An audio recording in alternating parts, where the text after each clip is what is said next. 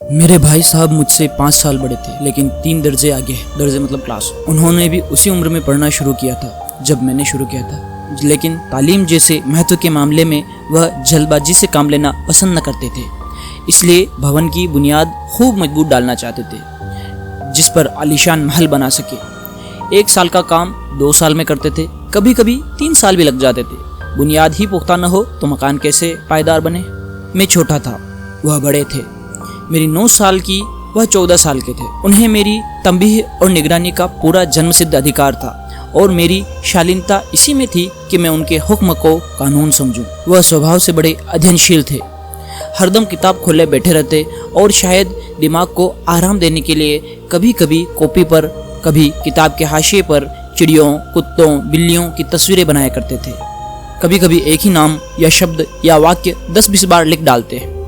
कभी एक शब्द को बार बार सुंदर अक्षरों से नकल करते, कभी ऐसी शब्द रचना करते जिसमें न कोई अर्थ होता न कोई सामंजस्य। मसलन एक बार उसकी कॉपी पर मैंने यह इबारत देखी, स्पेशल अमीना, भाइयों भाइयों, दरअसल भाई साहब, राधेश्याम, श्रीयुत राधेश्याम, 1 घंटे तक। इसके बाद एक आदमी का चेहरा बना हुआ था। मैंने चेष्टा की कि इस पहेली का कोई अर्थ निकालूं, लेकिन असफल रहा और उनसे पूछने का साहस न हुआ। वह 9वीं जमात में थे और मैं 5वीं में, यानी 9वीं कक्षा और 5वीं कक्षा। उनकी रचनाओं को समझना मेरे लिए छोटा मुंह बड़ी बात थी। मेरा जी पढ़ने में बिल्कुल न लगता था। 1 घंटा भी किताब लेकर बैठना पहाड़ था।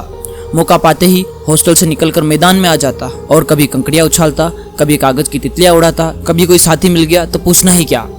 कभी 4 दीवारी पर चढ़कर नीचे कूद रहे, कभी फाटक पर सवार उसे आगे पीछे चलते हुए मोटर का आनंद उठा रहे हैं। लेकिन कमरे में आते ही भाई साहब का रौद्र रूप देखकर प्राण सूख जाते। उनका पहला सवाल होता, कहाँ थे? हमेशा यही सवाल इसी ध्वनि में पूछा जाता था, और उसका जवाब मेरे पास केवल मौन था।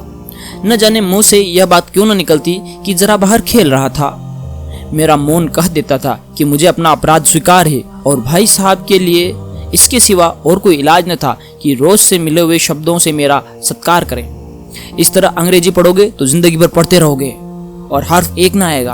अंग्रेजी पढ़ना कोई हंसी खेल नहीं है कि जो चाहे पढ़ ले। नहीं एरा गेरा न तू खेरा, सभी अंग्रेजी के विद्वान हो जाते हैं। यहाँ दिन रात आंखें फोड़नी पड़ती है और खूब जलना पड़ता है, तब कहीं जाकर यह विद्या आती है। और आती क्या है, हाँ कहने को आ जाती है। बड़े बड़े विद्वान भी शुद्ध अंग्रेजी नहीं लिख सकते, बोलना तो दूर रहा। और मैं कहता हूँ, तुम कितने घोंगा हो, मुझे देखकर भी सबक नहीं लेते। मैं कितनी मेहनत करता हूँ यह तुम अपनी आंखों से देखते हो, और अगर नहीं देखते तो यह तुम्हारी आंखों का कसूर है, तुम्हारी बुद्धि का कसूर है। इतने खेल तमाशे होते हैं, मुझे तुमने कभी देखने जाते देखा है? रोज ही क्रिकेट और हॉकी के मैच होते हैं, मैं पास नहीं फटकता, हमेशा पढ़ता रहता हूँ। उस पर 1-1 दर्जे में 2-2, 3-3 साल पढ़ा रहता हूँ। तुम कैसे आशा करते हो कि तुम यूं खेल कूद में वक्त गंवाकर पास हो जाओगे? मुझे तो 2 या 3 साल लगते हैं। तुम उम्र भर इसी दर्जे में पड़े सरते रहोगे। अगर तुम्हें इस तरह उम्र गंवानी है तो बेहतर है घर चले जाओ और मजे से गुल्ली डंडा खेलो। दादा की गाड़ी कमाई के रुपये क्यों बर्बाद करते हो? मैं ये लताड़ सुनकर आंसू बहाने लगता। जवाब ही क्या था, अपराध तो मैंने किया है, लताड़ कौन से है? भाई साहब उपदेश की कला में निपुण थे। ऐसे ऐसे सुक्ति बाण चलाते कि मेरे जिगर के टुकड़े टुकड़े हो जाते और हिम्मत छूट जाती। इस तरह जान तोड़कर मेहनत करने की शक्ति मैं अपने में न पाता, और उस निराशा में जरा देर के लिए मैं सोचने लगता, क्यों ना घर चला जाऊं। जो काम मेरे बुत्ते से बाहर है उसमें हाथ डालकर क्यों अपनी जिंदगी खराब करूं। मुझे अपना मूर्ख रहना मंजूर था, लेकिन उतनी मेहनत से मुझे तो चक्कर आ जाता था। लेकिन घंटे 2 घंटे बाद निराशा के बादल फट जाते और मैं इरादा करता कि आगे से खूब जी लगाकर पढ़ूंगा। चटपट एक टाइम टेबल बना डालता हूँ, बिना पहले से नक्शा बनाए कोई स्कीम तैयार किए काम कैसे शुरू करूं। टाइम टेबल में खेल कूद की मद बिल्कुल उड़ जाती। प्रातःकाल उठना, 6 बजे मुंह हाथ धो नाश्ता कर पढ़ने बैठ जाना। 6 से 8 तक अंग्रेजी, 8 से 9 बजे तक हिसाब, 9 से 9:30 तक इतिहास, फिर भोजन और स्कूल। 3:30 बजे स्कूल से वापस होकर आध घंटा आराम, 4 से 5 तक भूगोल, 5 से 6 तक ग्रामर, आध घंटा हॉस्टल के सामने टहलना, 6:30 से 7 तक अंग्रेजी कंपोजिशन, फिर भोजन करके 8 से 9 बजे तक अनुवाद, 9 से 10 तक हिंदी, 10 से 11 तक विविध विषय, फिर विश्राम। मगर टाइम टेबल बना लेना एक बात है और उस पर अमल करना दूसरी बात। पहले ही दिन उसकी अवहेलना शुरू हो जाती। मैदान की वह सुखद हरियाली, हवा के वह हल्के हल्के झोंके, फुटबॉल की उछल कूद, कबड्डी के वह दांव-गात, वॉलीबॉल की वह तेजी और फुर्ती मुझे अज्ञात और अनिवार्य रूप से खींच ले जाती और वहां जाते ही सब कुछ भूल जाता। वह जानलेवा टाइम टेबल, आंख फोड़ पुस्तकें किसको याद रहती। और फिर भाई साहब को नसीहत और फजीहत का अवसर मिल जाता। मैं उनके साय से भागता, उनकी आंखों से दूर रहने की चेष्टा करता, कमरे में इस तरह दबे पांव आता कि उन्हें खबर न हो। उनकी नज़र मेरी ओर उठी और मेरे प्राण निकले। हमेशा सिर पर एक नंगी तलवार सी लटकी मालूम होती, फिर भी जैसे मौत और विपत्ति के बीच में भी आदमी मोह और माया के बंधन में जकड़ा रहता है। मैं फटकार और गुड़कियां खाकर भी खेलकूद का तिरस्कार न कर सकता। सालाना इम्तिहान हुआ, भाई साहब फेल हो गए, मैं पास हो गया और दर्जे में प्रथम आया। मेरे और उनके बीच अब केवल 2 साल का अंतर रह गया। जी मैं आया भाई साहब को आड़े हाथों लूं, आपकी वह घोर तपस्या कहाँ गई? मुझे देखिए, मजे से खेलता भी रहा और दर्जे में अव्वल भी हूँ। लेकिन वह इतने दुखी और उदास थे कि मुझे उनसे दिली हमदर्दी हुई और उनके घाव पर नमक छिड़कने का विचार ही लज्जास्पद जान पड़ा। हाँ, अब मुझे अपने ऊपर कुछ अभिमान हुआ और आत्माभिमान भी बढ़ा। भाई साहब का वह रोब मुझ पर न रहा। आज़ादी से खेल कूद में शरीक होने लगा। दिल मजबूत था। अगर उन्होंने फिर मेरी फजीयत की तो साफ साफ कह दूंगा, आपने अपना खून जलाकर कौन सा तीर मार लिया? मैं तो खेलते कूदते दर्जे में अव्वल आ गया। जबान से यह हेकड़ी जताने का साहस न होने पर भी मेरे रंग ढंग से साफ जाहिर होता था कि भाई साहब का वह आतंक मुझ पर नहीं है। भाई साहब ने इसे भांप लिया। उनकी सहज बुद्धि बड़ी तीव्र थी और एक दिन जब मैं भोर का सारा समय गुली डंडे की भेंट करके ठीक भोजन के समय लौटा तो भाई साहब ने मानो तलवार खींच ली और मुझ पर टूट पड़े। देखता हूँ इस साल पास हो गए और दर्जे में अव्वल आ गए तो तुम्हें दिमाग हो गया है, मगर भाईजान घमंड तो बड़ों बड़ों का नहीं रहा। तुम्हारी क्या हस्ती है? इतिहास में रावण का हाल तो पढ़ा ही होगा। उसके चरित्र से तुमने कौन सा उपदेश लिया या यूं ही पढ़ लिए? महज इम्तिहान पास कर लेना कोई चीज नहीं, असल चीज है बुद्धि का विकास। जो कुछ पढ़ो उसका अभिप्राय समझो। रावण भूमंडल का स्वामी था।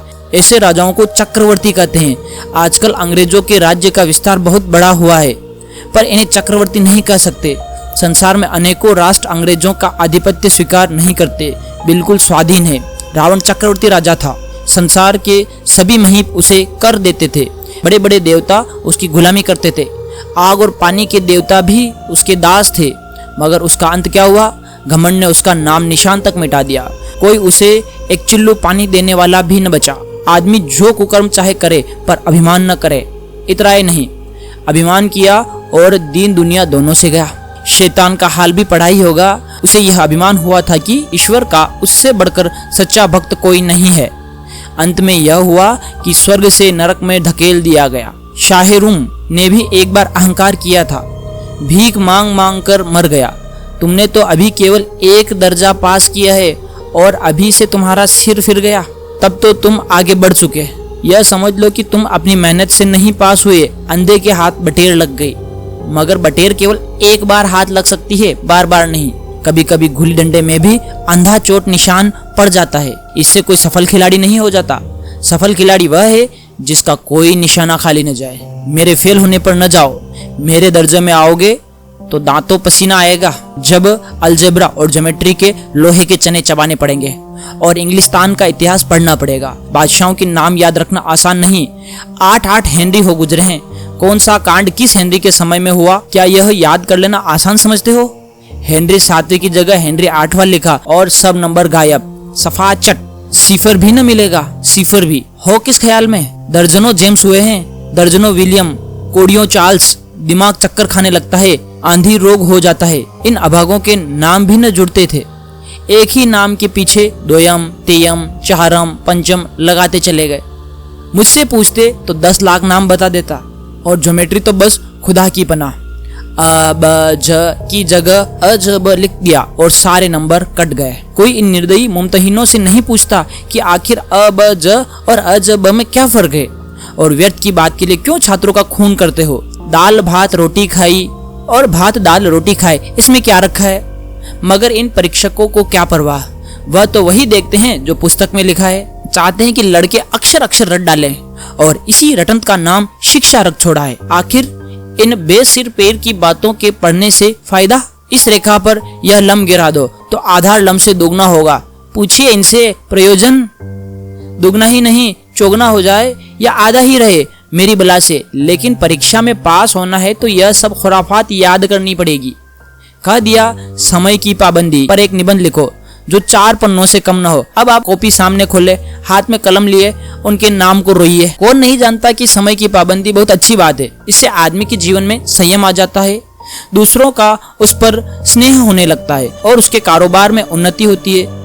जरा सी बात 4 पन्ने में कैसे लिखें? जो बात एक ही वाक्य में कही जा सकती है उसे 4 पन्ने में लिखने की जरूरत? मैं तो इसे हिमाकत समझता हूँ। यह तो समय की किफायत नहीं बल्कि समय का दुरुपयोग है कि व्यर्थ में किसी बात को ठूंस दिया। हम चाहते हैं आदमी को जो कुछ करना हो चटपट कर दे और अपनी राह ले, मगर नहीं, आपको 4 पन्ने रंगने पड़ेंगे, चाहे जैसे लिखिए, और पन्ने भी पूरे फुल सकेप आकार के। यह छात्रों पर अत्याचार नहीं तो और क्या है? अनर्थ तो यह है कि कहा जाता है संक्षेप में लिखो। समय की पाबंदी पर संक्षेप में एक निबंध लिखो जो 4 पन्ने से कम न हो। ठीक, संक्षेप में तो 4 पन्ने हुए, नहीं शायद 100-200 पन्ने लिखवाते। तेज भी दौड़िए और धीरे भी। है उल्टी बात या नहीं? बालक भी इतनी सी बात समझ सकता है, लेकिन इन अध्यापकों को इतनी भी तमीज नहीं। उस पर दावा है कि हम अध्यापक हैं।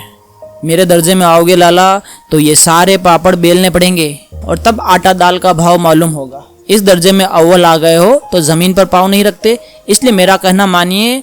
लाख फेल हो गया हूँ लेकिन तुमसे बड़ा हूँ। संसार का मुझे तुमसे ज्यादा अनुभव है। जो कहता हूँ गिरह बांधिए, नहीं पछताएंगे। स्कूल का समय निकट था, नहीं ईश्वर जाने यह उपदेश माला कब समाप्त होती। भोजन आज मुझे निस्वाद सा लग रहा था। जब पास होने पर यह तिरस्कार हो रहा है तो फेल हो जाने पर तो शायद प्राण ही ले लिए जाएं। भाई साहब ने अपने दर्जे की पढ़ाई का जो भयंकर चित्र खींचा था उसने मुझे भयभीत कर दिया। कैसे स्कूल छोड़कर घर नहीं भागा, यही ताज्जुब है। लेकिन इतने तिरस्कार पर भी पुस्तकों में मेरी अरुचि ज्यों की त्यों बनी रही। खेल कूद का कोई अवसर हाथ से न जाने देता। पढ़ता भी था मगर बहुत कम, बस इतना कि रोज का टास्क पूरा हो जाए और दर्जे में जलील न होना पड़े। अपने ऊपर जो विश्वास पैदा हुआ था वह फिर विलुप्त हो गया और फिर चारों का सा जीवन कटने लगा। फिर सालाना इम्तिहान हुआ और कुछ संयोग ऐसा हुआ कि मैं फिर पास हुआ और भाई साहब फेल हो गए। मैंने बहुत मेहनत न की पर न जाने कैसे दर्जे में अव्वल आ गया। मुझे खुद अचरज हुआ। भाई साहब ने प्राणों तक परिश्रम किया, कोर्स का एक एक शब्द चाट गए थे। 10 बजे रात तक इधर, 4 बजे भोर से उधर, 6 से 9:30 तक स्कूल जाने के पहले मुद्रा कांतिहीन हो गई थी, मगर बेचारे फेल हो गए। मुझे उन पर दया आती थी। नतीजा सुनाया गया, वह तो रो पड़े और मैं भी रोने लगा। अपने पास होने की खुशी आधी हो गई। मैं भी फेल हो गया होता तो भाई साहब को इतना दुख न होता, लेकिन विधि की बात कौन टाले। मेरे और भाई साहब के बीच अब केवल 1 दर्जे का अंतर और रह गया। मेरे मन में एक कुटिल भावना उदय हुई कि नहीं साहब 1 साल और फेल हो जाएं तो मैं उनके बराबर हो जाऊं, फिर वह किस आधार पर मेरी फजीहत कर सकेंगे। लेकिन मैंने इस कमीने विचार को दिल से बलपूर्वक बाहर निकाला। आखिर वह मुझे मेरे हितकर के विचार से ही तो डांटते हैं। मुझे इस वक्त अप्रिय लगता है अवश्य, मगर यह उनके उपदेशों का ही असर हो कि मैं दनादन पास हो जाता हूँ और इतने अच्छे नंबरों से। अब की भाई साहब बहुत कुछ नर्म पड़ गए थे। कई बार मुझे डांटने का अवसर पाकर भी उन्होंने धीरज से काम लिया। शायद अब वह खुद समझने लगे थे कि मुझे डांटने का अधिकार उन्हें नहीं रहा, या रहा हो तो बहुत कम। मेरी स्वच्छंदता भी बढ़ी। मैं उनकी सहिष्णुता का अनुचित लाभ उठाने लगा। मुझे कुछ ऐसी धारणा हुई कि मैं पास तो हो ही जाऊंगा, पढ़ूं या न पढ़ूं, मेरी तकदीर बलवान है। इसलिए भाई साहब के डर से जो थोड़ा बहुत पढ़ लिया करता था वह भी बंद हुआ। मुझे कनकोए उड़ाने का नया शौक पैदा हो गया और अब सारा समय पतंगबाजी ही की भेंट होता था। फिर भी मैं भाई साहब का अदब करता था और उनकी नजर बचाकर कनकोए उड़ाता था। मांझा देना, कन्ने बांधना, पतंग टूर्नामेंट की तैयारियां करना आदि समस्याएं सब गुप्त रूप से हल की जाती थी। भाई साहब को यह संदेह न करने देना चाहता था कि उनका सम्मान और लिहाज मेरी नजरों में कम हो गया है। एक दिन संध्या समय हॉस्टल से दूर मैं एक कनकोए लूटने बेतहाशा दौड़ा जा रहा था। आंखें आसमान की ओर थी और मन उस आकाशगामी पथिक की ओर जो मंद गति से झूमता पतन की ओर चला जा रहा था। मानो कोई आत्मा स्वर्ग से निकलकर विरक्त मन से नए संस्कार ग्रहण करने जा रही हो। बालकों की एक पूरी सेना लग गए और झाड़दार बांस लिए उनका स्वागत करने को दौड़ी आ रही थी। किसी को अपने आगे पीछे की खबर न थी। सभी मानो उस पतंग के साथ ही आकाश में उड़ रहे थे जहाँ सब कुछ समतल है, न मोटर कारें है, न ट्रॉम, न गाड़ियाँ। भाई साहब से मेरी मुठभेड़ हो गई, जो शायद बाजार से लौट रहे थे। उन्होंने वही मेरा हाथ पकड़ लिया और उग्र भाव से बोले, इन बाजारी लौंडों के साथ ढेले के कनकोए के लिए दौड़ते तुम्हें शर्म नहीं आती? तुम्हें इसका भी लिहाज नहीं है कि अब नीच जमात के नहीं हो बल्कि 8वीं जमात में आ गए हो और मुझसे केवल 1 दर्जा नीचे हो। आखिर आदमी को कुछ तो अपनी पोजीशन का ख्याल करना चाहिए। एक जमाना था कि लोग 8वां दर्जा पास करके नायाब तहसीलदार हो जाते थे। मैं कितने ही मिडलचियों को जानता हूँ जो आज अव्वल दर्जे के डिप्टी मजिस्ट्रेट या सुपरिटेंडेंट हैं। कितने ही 8वीं जमात वाले हमारे लीडर हैं और समाचार पत्रों के संपादक हैं। बड़े बड़े विद्वान उनकी मातहती में काम करते हैं और तुम उसी 8वें दर्जे में आकर बाजारी लौंडों के साथ कनकोए के लिए दौड़ रहे हो। मुझे तुम्हारी इस कम अकली पर दुख होता है। तुम जहीन हो, इसमें शक नहीं, लेकिन वह जहन किस काम का जो हमारे आत्मगौरव की हत्या कर डाले। तुम अपने दिल में समझते होंगे मैं भाई साहब से महज 1 दर्जा नीचे हूँ और अब इन्हें मुझको कुछ कहने का हक नहीं है, लेकिन यह तुम्हारी गलती है। मैं तुमसे 5 साल बड़ा हूँ और चाहे तुम मेरी जमात में ही आ जाओ और परीक्षकों का यही हाल है तो निसंदेह अगले साल तुम मेरे समकक्ष हो जाओगे और शायद 1 साल बाद मुझसे आगे भी निकल जाओ। लेकिन मुझमें और तुम में जो 5 साल का अंतर है उसे तुम क्या नहीं मिटा सकता। मैं तुमसे 5 साल बड़ा हूँ और हमेशा रहूंगा। मुझे दुनिया का और जिंदगी का जो तजर्बा है तुम उसकी बराबरी नहीं कर सकते, चाहे तुम MA DPhil और D.Lit ही क्यों ना हो जाओ। समझ किताबें पढ़ने से नहीं आती। हमारी अम्मा ने कोई दर्जा पास नहीं किया और दादा भी शायद 5वीं जमात के आगे नहीं गए, लेकिन हम दोनों चाहे सारी दुनिया की विद्या पढ़ लें, अम्मा और दादा को हम समझाने और सुधारने का अधिकार हमेशा रहेगा। केवल इसलिए नहीं कि वे हमारे जन्मदाता हैं, बल्कि इसलिए कि उन्हें दुनिया का हमसे ज्यादा तजुर्बा है और रहेगा। अमेरिका में किस तरह की राज्य व्यवस्था है और 8वें हेनरी ने कितने ब्याह किए और आकाश में कितने नक्षत्र है, ये बातें चाहे उन्हें मालूम न हो, लेकिन हजारों ऐसी बातें हैं जिनका ज्ञान उन्हें हमसे और तुमसे ज्यादा है। देव न करे आज मैं बीमार हो जाऊं तो तुम्हारे हाथ पांव फूल जाएंगे। दादा को तार देने के सिवा तुम्हें और कुछ न सूझेगा, लेकिन तुम्हारी जगह पर दादा हो तो किसी को तार न दे, न घबराए, न बदहवास हो। पहले खूब मर्द पहचान कर इलाज करेंगे, उसमें सफल न हुए तो किसी डॉक्टर को बुला लाएंगे। बीमारी तो खैर बड़ी चीज है। हम तुम तो इतना भी नहीं जानते कि महीने भर का खर्च महीना भर कैसे चले। जो कुछ दादा भेजते हैं उसे हम 20-22 तक खर्च कर डालते हैं और फिर पैसे पैसे को मोहताज हो जाते हैं। नाश्ता बंद हो जाता है, धोबी और नाई से मुंह चुराने लगते हैं। लेकिन जितना आज हम तुम खर्च कर रहे हैं उसके आधे में दादा ने अपनी उम्र का बड़ा भाग इज्जत और नेक नामी के साथ निभाया है और एक कुटुंब का पालन किया है जिसमें सब मिलाकर 9 आदमी थे। अपने हेडमास्टर साहब को ही देखो, MA है कि नहीं, और यहाँ के MA नहीं, ऑक्सफोर्ड के 1000 रुपए पाते हैं, लेकिन उनके घर का इंतजाम कौन करता है? उनकी बूढ़ी माँ। हेडमास्टर साहब की डिग्री यहाँ बेकार हो गई। पहले खुद घर का इंतजाम करते, खर्च पूरा न पड़ता, कर्जदार रहते थे। जब से उनकी माताजी ने प्रबंध अपने हाथ में लिया है जैसे घर में लक्ष्मी आ गई हो। तो भाईजान यह गुरूर दिल से निकाल डालो कि तुम मेरे समीप आ गए हो और अब स्वतंत्र हो। मेरे देखते तुम बेराह न चल पाओगे। अगर तुम यो न मानोगे तो मैं थप्पड़ दिखाकर इसका प्रयोग भी कर सकता हूँ। मैं जानता हूँ तुम्हें मेरी बातें जहर लग रही है। मैं उनकी इस नई युक्ति से नतमस्तक हो गया। मुझे आज सचमुच अपनी लघुता का अनुभव हुआ और भाई साहब के प्रति मेरे मन में श्रद्धा उत्पन्न हुई। मैंने सजल आंखों से कहा, हरगिज नहीं, आप जो कुछ फरमा रहे हैं वह बिल्कुल सच है और आपको कहने का अधिकार है। भाई साहब ने मुझे गले लगा लिया और बोले, कनकोए उड़ाने को मना नहीं करता, मेरा भी जी ललचाता है, लेकिन क्या करूं, खुद बेरा चलूं तो तुम्हारी रक्षा कैसे करूं? यह कर्तव्य भी तो मेरे सिर है। संयोग से उसी वक्त एक कटा हुआ कनकोआ हमारे ऊपर से गुजरा। उसकी डोर लटक रही थी। लड़कों का एक गोल पीछे पीछे दौड़ा चला आता था। भाई साहब लंबे हैं ही उछलकर उसकी डोर पकड़ ली और बेतहाशा हॉस्टल की तरफ दौड़े। मैं भी पीछे पीछे दौड़ रहा था।